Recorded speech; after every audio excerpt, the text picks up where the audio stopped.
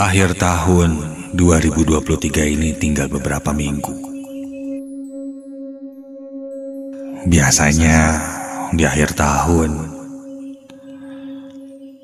orang-orang akan disibukkan dengan berbagai kegiatan yang menyenangkan. Ada yang liburan, berkumpul dengan keluarga, merayakan tahun baru menjadi satu hal yang penuh dengan kegembiraan.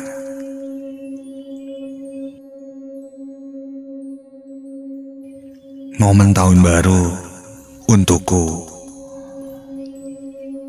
menjadi satu momen yang membuatku selalu teringat akan sebuah kejadian yang pernah aku alami, di mana kejadiannya sangat-sangat membuatku ketakutan bila mengingatnya. Kejadian ini terjadi di tahun 2019. Saat malam pergantian tahun, aku memutuskan menghabiskan pergantian malam itu bersama teman-temanku. Kami menyewa sebuah villa di daerah Lembang. Sebenarnya kami baru merencanakan untuk tahun baruan di villa, ya kurang lebih beberapa minggu. Awalnya pesimis bisa mendapatkan tempat dalam beberapa minggu, apalagi tahun baru. Pasti tempat-tempat seperti itu sudah penuh kalau di Bandung dan sekitarnya. Kami coba mencari dengan online. Sesuai dugaan, penuh. Namun mengikuti saran temanku, kita coba untuk langsung survei ke lokasi. Karena biasanya ada tempat atau penginapan bahkan villa yang tidak masuk di aplikasi online. Dan juga biasanya lebih murah. Aku setuju dengan ide temanku itu. Akhirnya aku dan temanku berdua mencoba survei ke daerah Lembang. Bertanya-tanya pada warga sekitar, siapa tahu ada villa-villa yang masih kosong.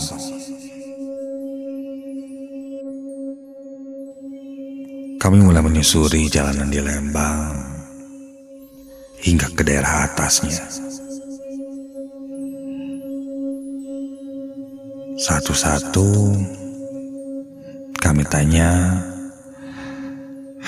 memang beberapa sudah penuh. Kami coba untuk masuk ke lebih dalam lagi, ke pelosok.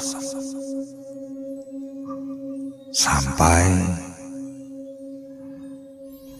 atas saran dari tukang ojek di sana,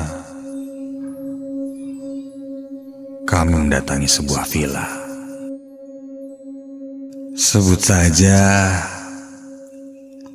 Villa X.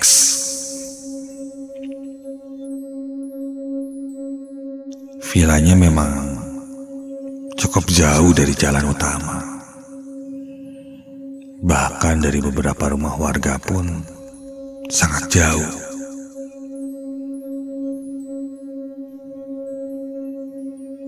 Sampai di sana,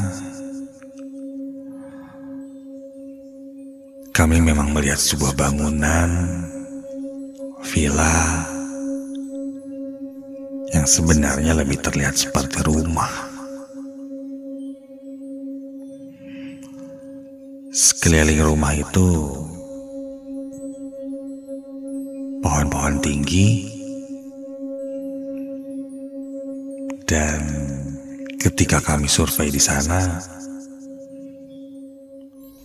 memang sangat menyegarkan mata.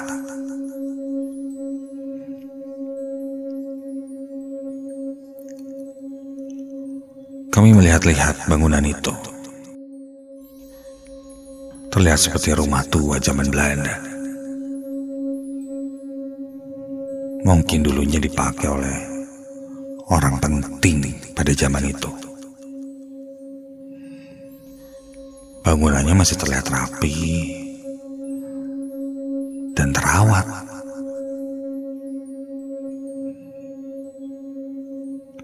Tak lama ada yang menyambut kami. Seorang lelaki cukup tua, sebut saja dia Pak Denny.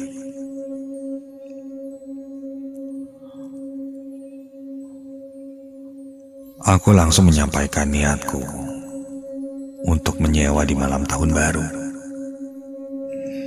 Pak Denny bilang dia harus bilang dulu pada pemilik rumah, karena sebenarnya rumah itu jarang disewa. Katanya sih hanya yang tahu-tahu saja. Kalau tidak keluarga, ya saudara-saudara jauh. Orang lain atau umum jarang ada yang tahu kalau villa itu disewakan.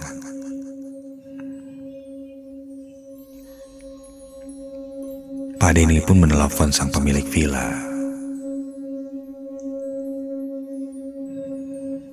Selagi Pak Denny menelepon, aku dan temanku berbincang. Ini villa sih kayaknya bisa nih kalau disewa. Tuh gak ada yang tahu. Enak lagi luas. Saat itu aku yakin kami akan menghabiskan malam tahun baru di sana. Lalu Pak Denny pun menghampiri kami. Dia bilang bisa disewakan. Ketika aku tanya harganya berapa, memang cukup mahal. Tapi ya,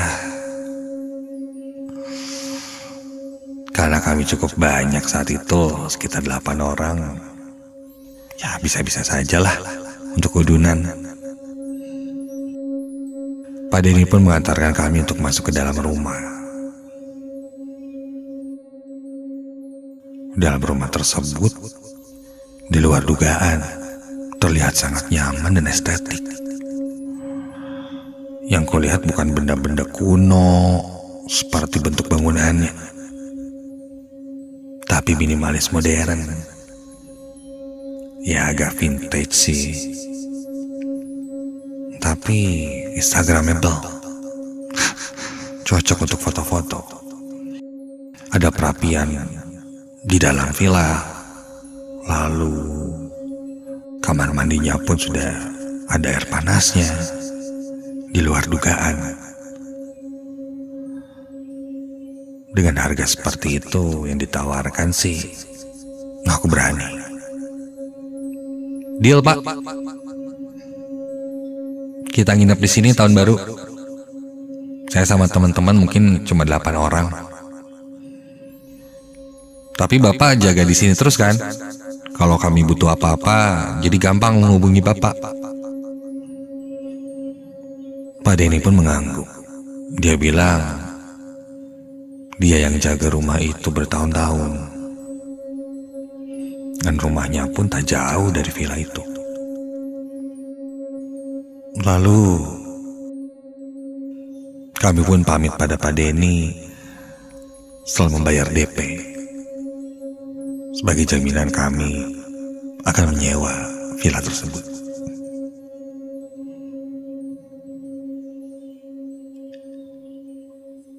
Sebelum pamit, Pak Denny berkata padaku, apakah nanti ada perempuan yang akan menginap juga?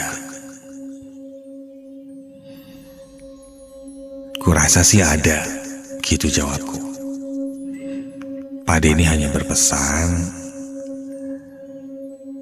jika perempuannya sedang datang bulan atau menstruasi, lebih baik jangan ikut.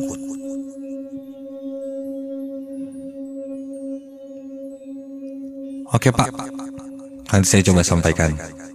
Terima kasih Pak, mari. Kami pun pamit pergi dan akan bertemu dengan Pak Denny 2 minggu lagi pas nanti malam tahun baru. Aku mengabarkan ini pada teman-temanku dan mereka pun setuju. Aku share foto-foto dan lain-lain.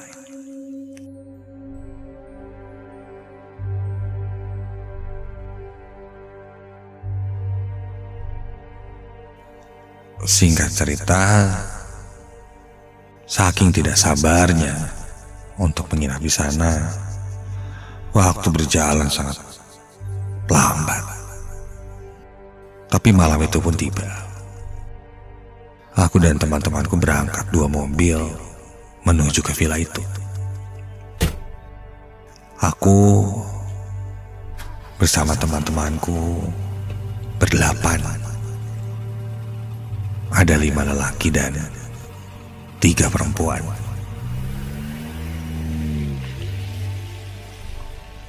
Kami adalah teman-teman seangkatan di kampus.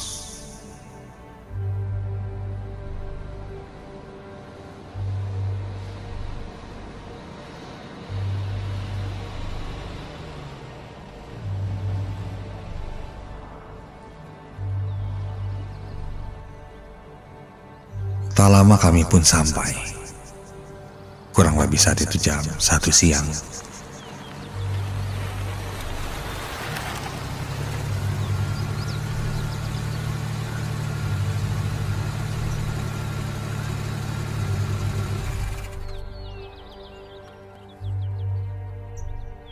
Dan langsung saja kami menempati villa itu, berbagi kamar, dan mulai melakukan aktivitas yang sudah disiapkan sambil menunggu nanti pergantian jam di malam tahun baru. Rencananya menuju jam 12 malam kita akan berada di depan villa dan menyalakan api unggun.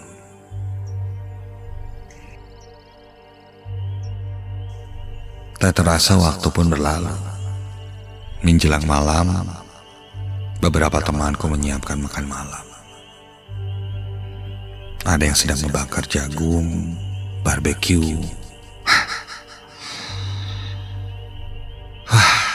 Satu momen yang sangat menyenangkan. Sampai kulihat salah satu temanku, sebut saja dia Mita. Mita terlihat hanya duduk di sofa dan terlihat sakit. Aku pun menghampirinya. Mit, kenapa lu? Kayak yang sakit gitu? Gak enak badan? Kulihat wajahnya pucat. Dia pun berkata, perutnya sedang sakit. Dia bilang, mens hari ketiga. Tapi tadi sudah minum kok obat penahan rasa sakit. Tinggal nunggu bereaksi aja, gak usah khawatir. Begitu katanya. Ya sudahlah. Aku pun meninggalkan Mita untuk beristirahat dan membantu teman-temanku memasak. Sepertinya ada hal yang cukup mengganjal pikiranku saat itu. Tapi apa ya? Aku lupa. Entahlah. Malam semakin larut. Sekitar jam 11:30 malam, kami sudah berkumpul di depan api unggun. Pak Denny membantu menyalakan api unggunnya, dan suasana dingin saat itu mulai terasa kembali hangat. Kami berkumpul memutari api unggun di depan villa tersebut. Aduh. Kami mulai berbagi cerita tentang masa-masa yang kami lalui bersama. Sebuah momen yang sangat hangat saat itu. Tertawa, tersenyum, rasa haru, sedih bercampur pada obrolan malam itu menjelang tengah malam. Sampai menjelang jam 12 malam, minta permisi ke toilet. Temanku Gita menawarkan untuk mengantarnya, tapi dia bilang tidak usah. Katanya mau ganti.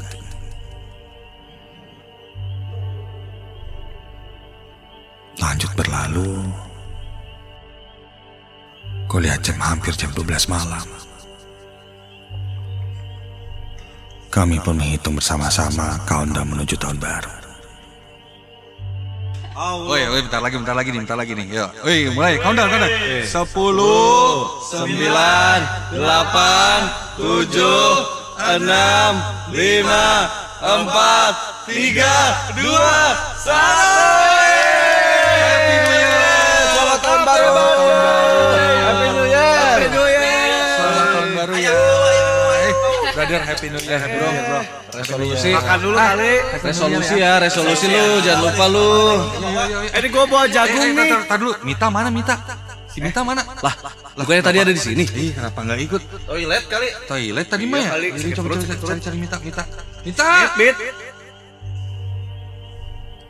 Tanpa kita sadari, Mita belum juga kembali dari toilet.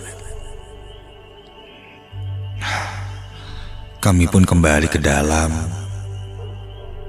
untuk mencari Mita. Dan saat itu, ketika aku lihat ke dalam kamar, Mita sedang duduk di depan sebuah meja rias. Dia sedang bercermin dan menyisir rambutnya.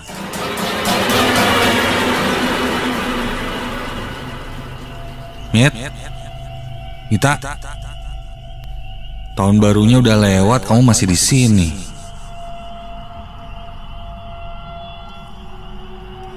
Namun saat itu Mita tidak menjawab apapun. Dia hanya melirikku dari pantulan cermin sambil tersenyum nyeringai dan masih mengibas-ngibaskan rambutnya dengan jari-jarinya. Kenapa dia? Aku pun memberitahu yang lain bahwa Mita ada di kamarnya, sedang bercermin. Mit? Yuk gabung sama anak-anak yuk, Mit. Kita bakar-bakaran lagi. Ayo. Begitu aja aku. Mita pun bangkit dari duduknya. Dia berjalan menghampiriku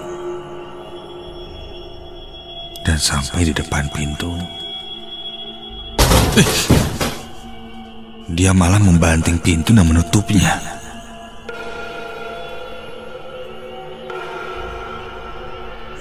Siapa nih orang? Teman-temanku pun yang lain melihatnya.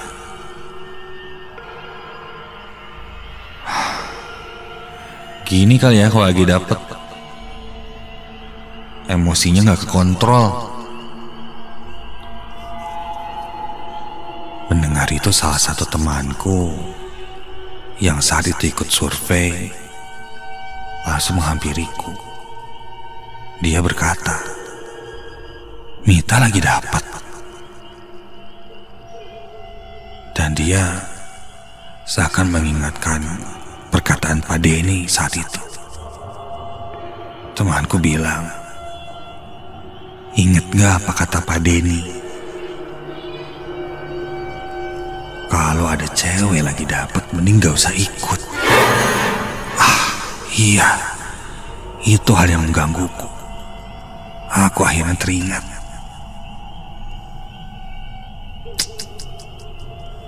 Aku lupa menyampaikan itu. Tapi ya, memangnya kenapa?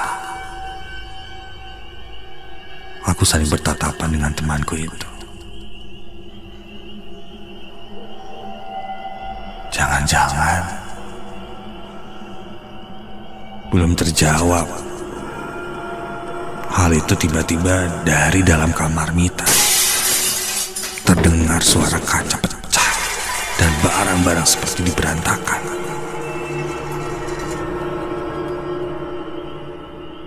Terdengar juga suara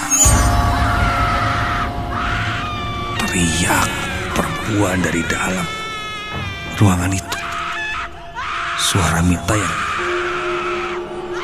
yang berteriak histeris. Aneh. Terdengar seperti, maaf, orang gila. Mendengar itu kami langsung masuk ke kamar Mita. Dan ketika kulihat, Mita? Mit? Rambut Mita sudah berantakan. Wajahnya terlihat sangat pucat. Matanya melotot ke arah kami. Mita, hoi. Tiba-tiba dia tertawa. Dari suara tertawanya itu bukan Mita. Astaga. Kami akhirnya menyadari bahwa Mita, dia kesurupan. Temanku langsung berinisiatif memanggil Pak Denny. Beberapa temanku yang lain berusaha memeganginya. Badannya sangat kuat dan keras. Mita terus melihat ke arahku, berteriak. Matanya sangat membelalak. Tak lama Pak Denny pun datang. Pak Denny berusaha untuk coba menenangkan Mita dan mengeluarkan sosok yang masuk ke dalam tubuh Mita.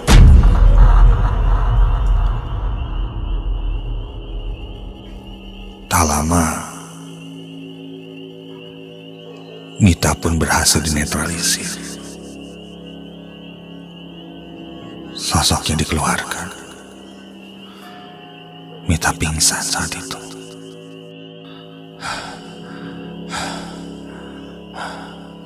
Pak Denny meminta teman-teman yang lainnya untuk menjaga Mita. Dan kalau bisa, sampai nanti pagi, di dekat Mita dinyalakan murotal.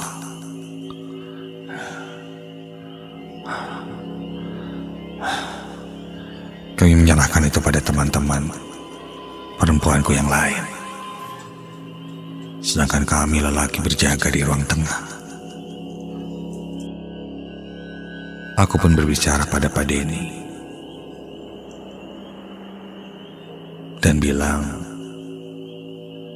kecolongan, ada temanku yang sedang dapat dan ikut ke villa ini. Pak Denny berkata, iya, rentan sekali untuk diganggu, bahkan kesurupan. Sebuah pantangan yang tidak boleh dilanggar sebenarnya. Pak Denny coba menenangkanku yang cukup terlihat panik saat itu. Kejadian itu membuat malam tahun baru kami rasanya berantakan. Aku pun pergi keluar sebentar untuk menghirup udara segar.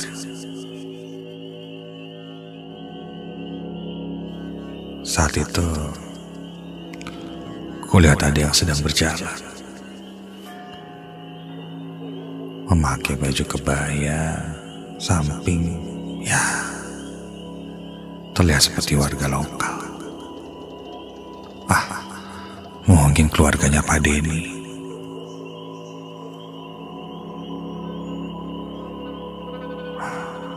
Dia berjalan, dan tak sengaja kami saling bertatapan.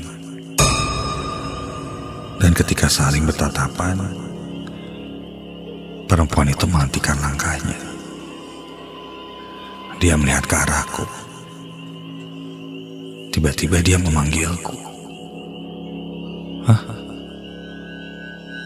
Saya?" Perempuan itu mengangguk dari kejauhan. Dia memintaku mendekatinya. Aku pun mendekati perempuan itu. Perempuan itu terlihat sangat kelelahan. "Teteh siapa ya, Teh?" "Keluarganya Pak Denny." Dia menggelengkan kepalanya. Dia menunjuk ke arah villa itu.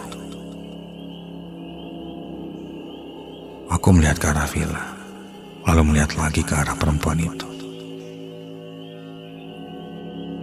"Kenapa Teh villanya?" Dia berbisik padaku dan berkata, sangat jelas di telingaku, sebuah kalimat yang tidak pernah kulupakan sampai saat ini. Dia bilang, "Saya mati di sana." Dan ketika ku tengok lagi, astaga, sosok perempuan itu kini sudah berlumuran cairan berwarna merah.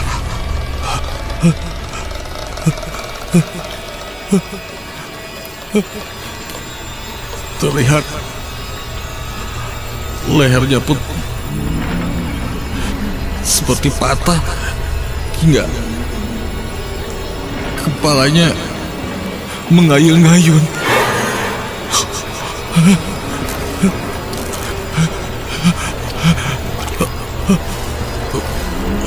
Saat itu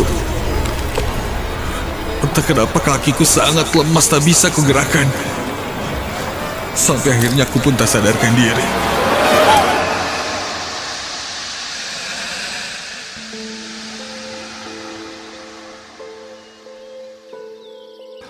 Keesokan paginya,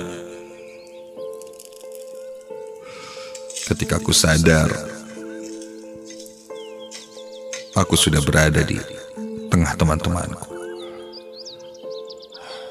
Tidak ada Pak Denny juga di sana. Kulihat Mita pun sudah sadar. Saat itu Mita memulai cerita. Ketika di kamar mandi, tak sengaja dia bercermin.